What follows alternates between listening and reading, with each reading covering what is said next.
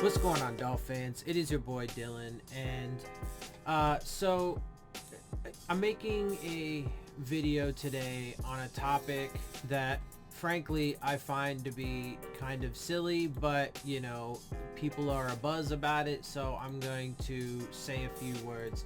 I'm going to try and keep it quick, though, because, again, I find this topic to be rather silly. So what am I talking about? I'm talking about and this actually might in some ways surprise people that watch my channel, but I like to consider myself to be consistent in my my principles, my views, and my ideologies, philosophies, whatever. So what I'm talking about is this conversation because who was it? Jason La Canfora just wrote an article for CBS Sports, their NFL section of coaches going into the 2021 season who are on the hot seat, right? And he's got a list here. He's got a few. He's got let's see. Starts off with Matt Nagy, goes to Mike McCarthy, Zach Taylor, Cliff Kingsbury, David Culley, Vic Fangio, Mike Zimmer, Matt LaFleur, and then at the bottom he gets last coach on the list is Brian Flores. Now, first of all, I want to say there's a few things I want to say about this. In the NFL, coaches and players are always on the hot seat, just like it's inherent in what they do, right? People talk about the business side of things. It's inherent, and you see it all the time when teams cut players, etc., etc., etc. So, if you and the way you cool your seat off is by performing, right? So you have to do well, you have to succeed, etc., etc., etc., and that cools your seat.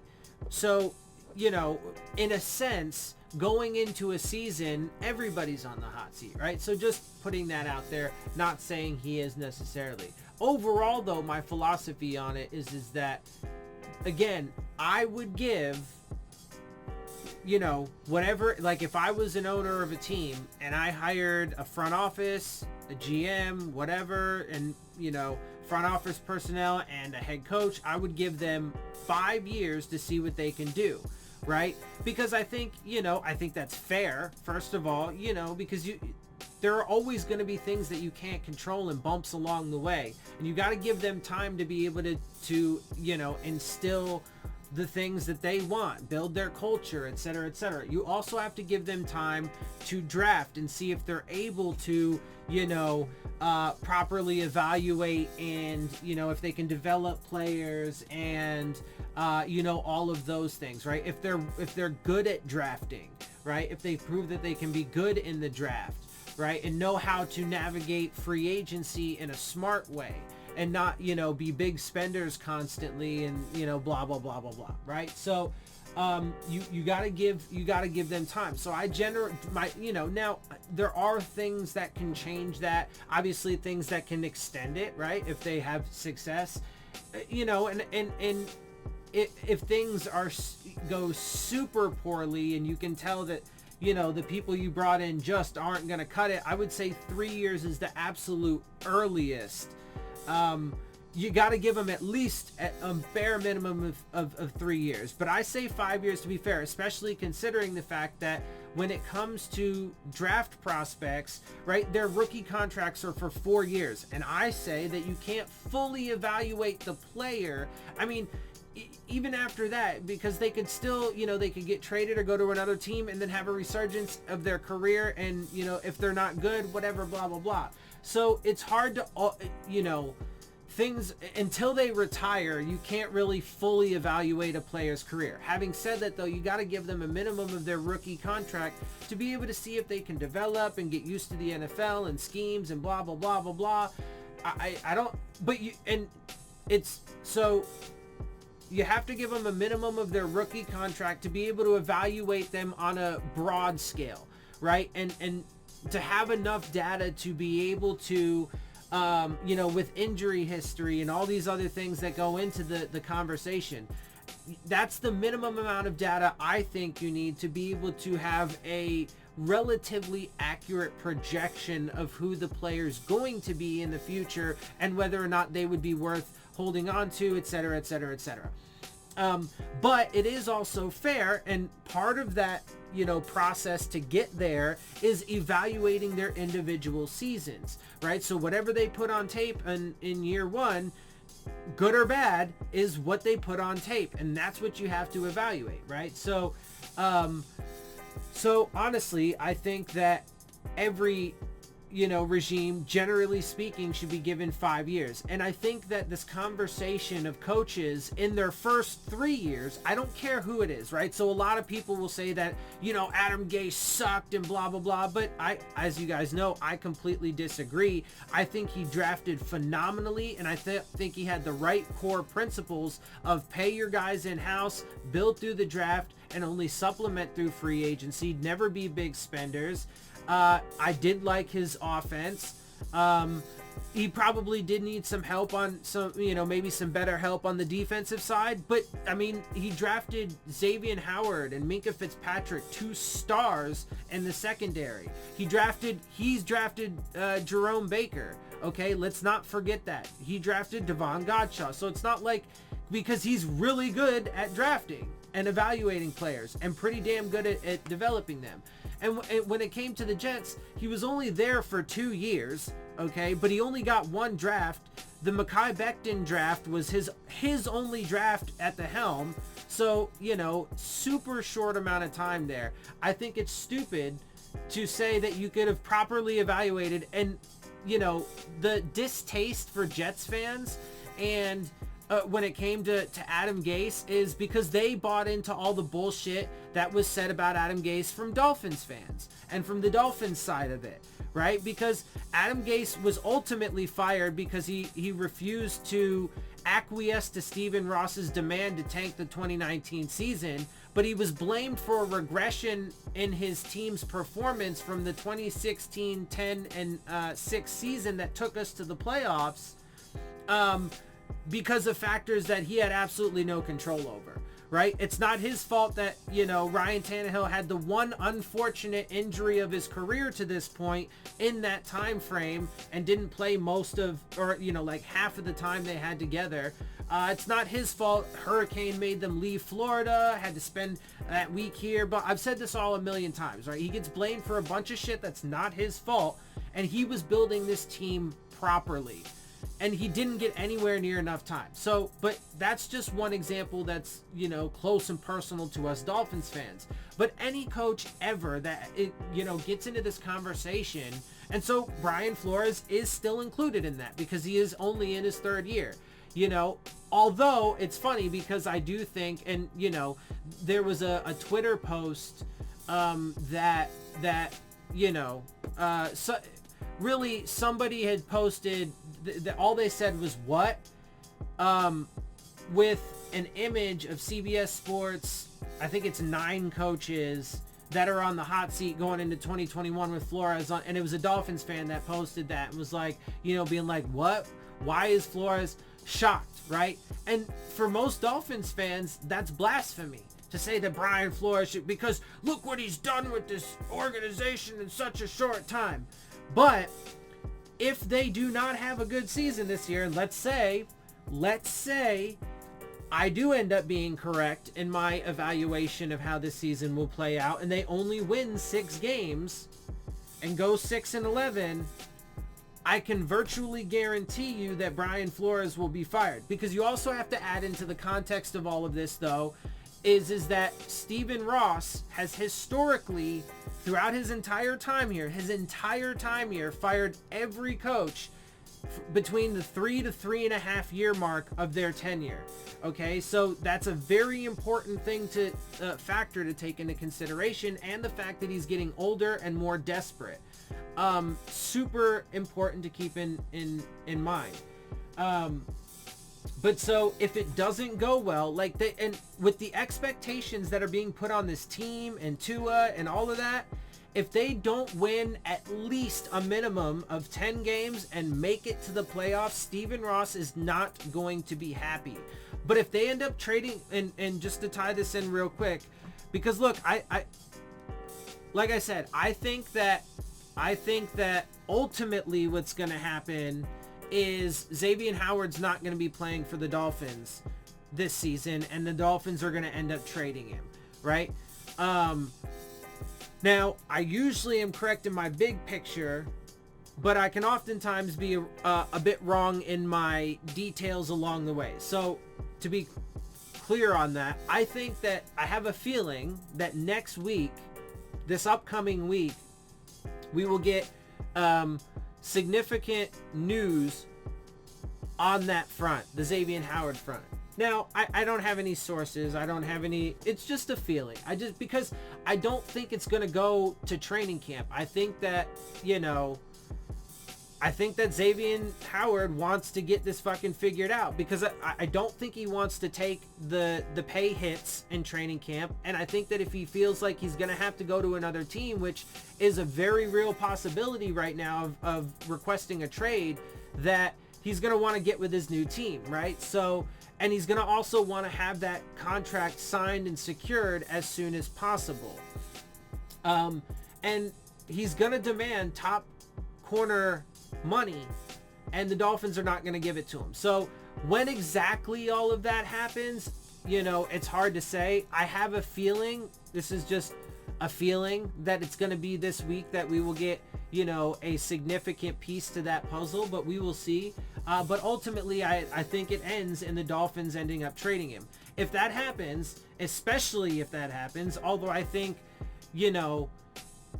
ultimately, regardless, because my assessment of the team is that they're gonna win, they're gonna go 6-11, and that's with Xavier Howard, right? So it could be significantly worse actually if they trade Howard, and that's another part of the overall puzzle to think about too. Because look, if they trade Howard, right, and so my response to that tweet, because I actually quote tweeted and I said, okay, and Dolphins fans will be outraged by Brian Flores being on this list. Why is Brian Flores? He should be Coach of the Year candidate, not on the hot seat list, right? And excuse me. So, they'll be all super upset about that. But the fact of the matter is, and this is what I said, what Dolphins fans don't realize is, if because of their own stupidity, right, and how they fucked up their own cap situation by blowing through all that with Byron Jones and Van Noy and all those big ass contracts, and also by resetting the cornerback market and making your star cornerback unhappy by signing a guy to a more lucrative contract that is not anywhere near the caliber of player that you are, right? That's their own fault. They did all that. Right. So, if they end up trading Xavier Howard because of that, then, which will be 100% the Dolphins' fault in having to be in that situation to begin with, it is their fault. The defense is going to massively regress. He was a third of that defense. He had a third of their takeaways, okay? Like, he had 10 interceptions and 1 forced fumble. He had a third of the overall takeaways, and he was that Dolphins defense, right? For the most part. I mean, I like Jerome Baker and Devon Gottschall, and I thought they played, huge roles. Christian Wilkins is underwhelming to me. I don't really, think Byron Jones is all that great, and statistically his numbers really aren't all that great from last year. A lot of people will be like, oh, he had a career high 2 interceptions. Bro, that's actually not good when you look at the big picture, considering the fact that he only has 4 in his entire career, and he's been in the league for how long now? Nah, like, come on, bruh. Anyway, so the defense will take a massive step backwards. The offense is not going to take off like they think and hope it's going to, and this team will crumble. Like, the worst thing that can happen to this Dolphins team right now is losing Xavier Howard. But I'm telling you, man, it's going to end that way. The summer's going to come and it's going to go. And Xavier Howard, by the time the season starts, will not be on the Miami Dolphins anymore. And that is going to be a crushing blow to this team and to this roster. Because then, you know, Tua and not just Tua though. Don't mistake this as to say that I'm just, you know, using this as an opportunity to hate on Tua. Again, to me, it's not the player or the person, it's the situation that he's in and the entire picture that's the problem. Because it's not just Tua, it's that offensive line. It's the wide receivers that are going to get banged up and not be on the field, right? Et cetera, et cetera. This team is not going to take that, or the offense is not going to perform at that level. So then if then you also do not have your defense to bail you out with your star cornerback that's not there anymore, this team is going to suffer massively for it. And I'm telling you, if they go 6-11 or worse, Brian Flores and Chris Greer will be fired after the end of this year. At the end of this year. So I believe that it's ridiculous to have the conversation about, you know, hot seats or whatever. I think you should just I think people should just pay, you know, I have my general philosophy of 5 years for a regime. And then I think people should just pay attention to the data, right? See what the, you know, what the product is put out there. Now, of course, as you know, I don't like it. I don't think tanking the 2019 season and stripping your team down was great. I don't think that they're good at player evaluation or development. I don't think they're really good at anything, this organization, as you know, frankly. And so, you know, if I'm being honest, I probably would fire this organization after 3 years, because after 3 years, I will have realized that, hey, they're not going to be the ones. But, you know, for the sake of the rest of Dolphins fans, you know, even if they have a shitty season, fine. Give him another, you know, give him another year if you want and see if he can turn it around. I don't think it's going to pan out, but go for it. But here's the thing. It doesn't really even matter what any of us think, because it's what matters is what Stephen Ross thinks. And if they have a shitty season, I can guarantee you Stephen Ross is not going to keep them around. He's going to and you know, regardless of the hot seat or not hot seat or whatever, they have to at least meet the lofty expectations, if not exceed them, which I think is absurd, especially if you end up losing Xavier Howard. Anyway, real quick, let me just give you what he had to say about Brian Flores. If things go poorly in Miami and a regression in 2020 shouldn't, I think he meant to say 2021. I think that's a typo. Because obviously 2020 was last season. So, and a regression in 2021 shouldn't shock anyone, right? Again, Dolphins fans find that to be blasphemous. What do you mean, man? Look at this team. We won 10 games last year. We're going to be so much better than we were last year, bro. Come on. Like, what are you talking about? You're just a hater. Like, right? Like, all of that shit. So, but it's true. Like, it shouldn't shock anybody, but it's going to shock a lot of people. Anyway, he continues on. I believe Flores would actually win a power struggle if it comes to that.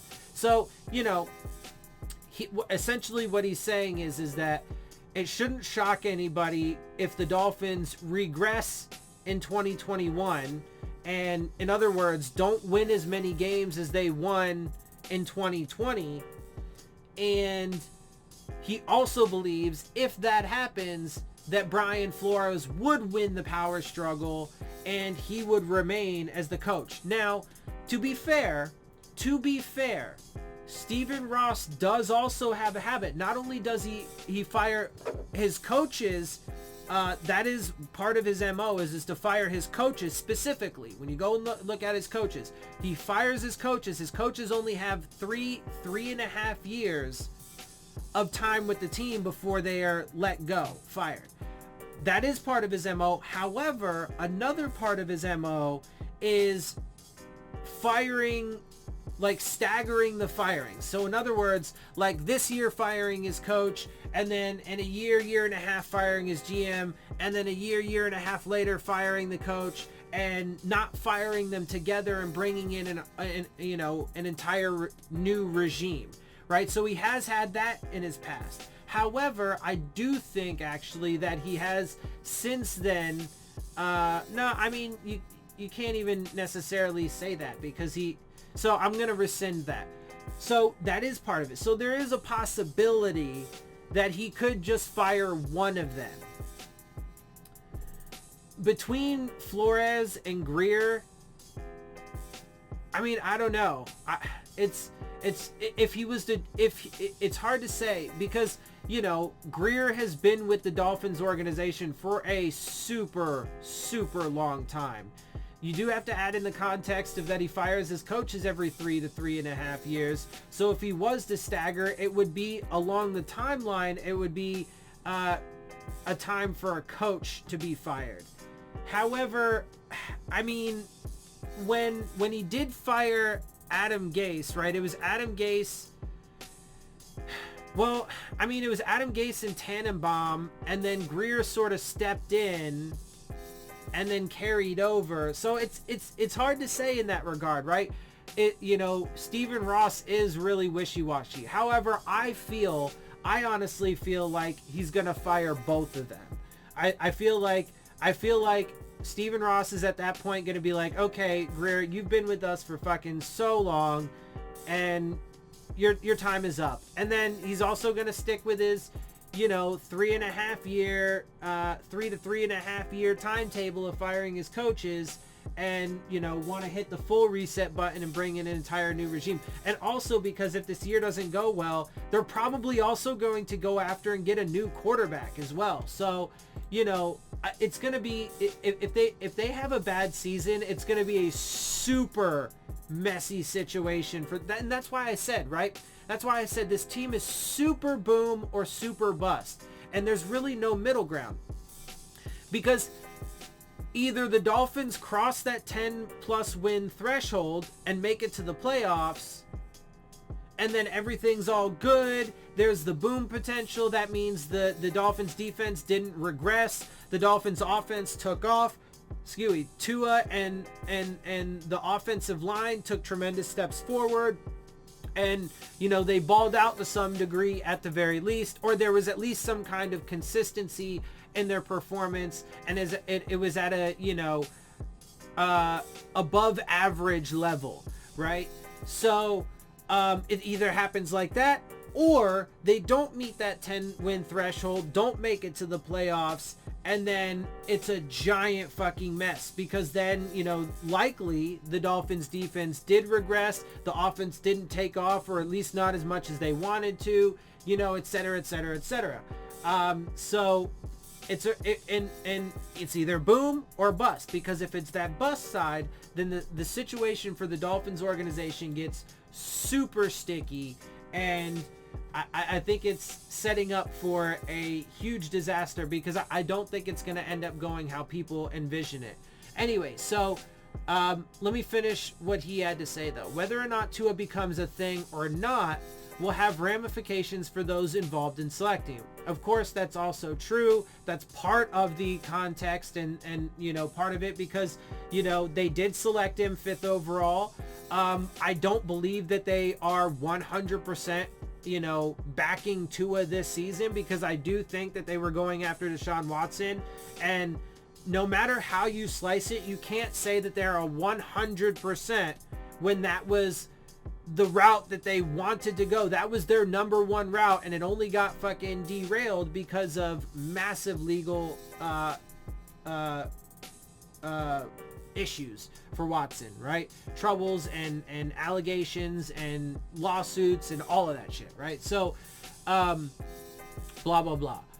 Let's see. So obviously that's a massive part of the puzzle. Constantly running out coaches and players who were just selected the previous year and put in critical positions is an unusual way of breeding chemistry and cohesion and creating that other played out C-word culture. Now that's huge though. That is a really important thing. And that's why, like, I agree with it. So I do agree that this year is super important, but I hate this hot seat conversation. I think it's a stupid overall conversation, especially when it comes to coaches and whatever within their first 3 years. And so, obviously Flores is now right on that cusp. This is his third year, so he still has that first 3-year window protection in that regard. But it is an important year because it is the final of the 3 years, and this is where you got to really fucking prove yourself to show that, you really should be given those last 2 years of the 5-year window, right? Et cetera, et cetera, et cetera. So it is really important. It's obviously really important for Tua and this super young offensive line to perform.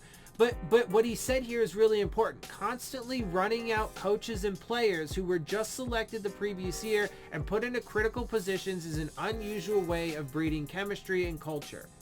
And that's one of the major problems, though, that I have said about this Dolphins organization right now and over the past few years, and also one of the examples of why they are trying to emulate the Patriots, because of their way that they are super cutthroat and how their roster and their coaching staff has changed dramatically, significantly every single year so far. How do you expect to build chemistry or cohesion? That offensive line, right? A lot of people are like, oh, these guys are in year 2. Now they should take a giant step forward. But probably the only player that's going to be in the same position is going to be Austin Jackson at left tackle. You're probably going to have a rookie at right tackle, very likely. Kinley, who's supposed to be going for the left guard position. If he does win that position, he wasn't there last year. He was on the right side. And, but he might not even win that position based off of, various reports we've seen just in the early stages, to be fair, just in the super early stages of the offseason program, right? We still need to get to training camp. Your center position is a complete fucking mystery, right? And so, and then Robert Hunt will be shifting into right guard from playing right tackle last year. It's a very different position. I mean, not very different. It's still on the right side, obviously. It's not as different as is changing from tackle to guard and then also changing side. But, where's the chemistry? Where's the cohesion? Right? You're not going to be able to... that is not the way to build a sustainable winner. And that's a major reason why, I do believe that they're going to regress this year. Anyway, there are a lot of rumblings around the industry about all not being well in Miami, which has pretty much been the norm for a few decades now, and people are already keeping a close eye down there. So that's what he has to say about it. And look, honestly, I already went way longer on this video than I wanted to go. But, sometimes I gotta kind of, when I say things like, and pause or whatever, it's because I'm trying to gather my thoughts. So, sometimes I gotta do that. Sometimes I gotta, regather things because I got a lot flowing through my head. I smoke a lot of weed, et cetera, et cetera, et cetera. So, I got to make sure that I'm keeping on track and say everything that I want to say and get all the points out there. Overall, I think it's a silly conversation to have, especially with coaches within their first 3 years. But it is also a super important year, and I have said that this is going to be the make or break year because this team is built super boom or super bust, and either they, match and exceed the extraordinarily lofty expectations that everybody's putting on them, or they don't. There's really not going to be any middle ground, because even if they only win, even if they win 9 games somehow, but don't meet that 10-win threshold, don't make it to the playoffs, it's going to be essentially the same thing as, a 6-win season, because Dolphins fans are going to get all up in their emotions. And because I believe Stephen Ross is only getting older and more desperate, you add in the way he does business, and he's going to make changes. So, I think that this year is the year that this organization, Brian Flores and Chris Greer, have to prove themselves. Otherwise, because if they don't meet Stephen Ross's expectations for this season, and even just another piece of contextual data. Let's go back to the interview he had right after he fired Gase. He said, look, I hope it doesn't take 1, 2, or 3 years, but we're going to give it some time, right? Well, it's year 3 now. I'm telling you, Stephen Ross is not going to have patience after this year, especially if they don't have a good season. So if they don't meet his expectations, fans are one thing, right? It's Stephen Ross's expectations that are what's important here. That's what people need to be, really basing their evaluations off of. What is Stephen Ross going to do? And I'm telling you, if they don't meet his expectations, 10-plus win season, compete within the division, and make it to the playoffs, he is going to make regime changes. And people are going to be, out of their minds when it happens. So it shouldn't be a shock if this Miami Dolphins team regresses this year. And it also shouldn't be a shock if after they do, Brian Flores and Chris Greer end up getting fired.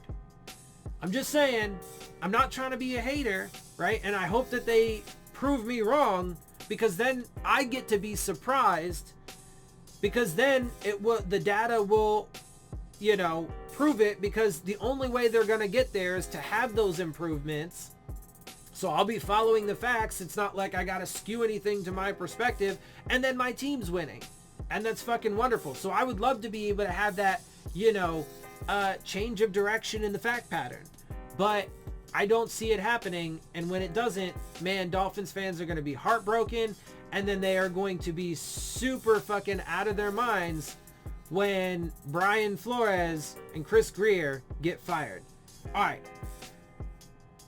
Again, way longer than I really wanted to go on this conversation, but it is what it is. I talk a lot, got to gather my thoughts quite often as we go along. So it is what it is.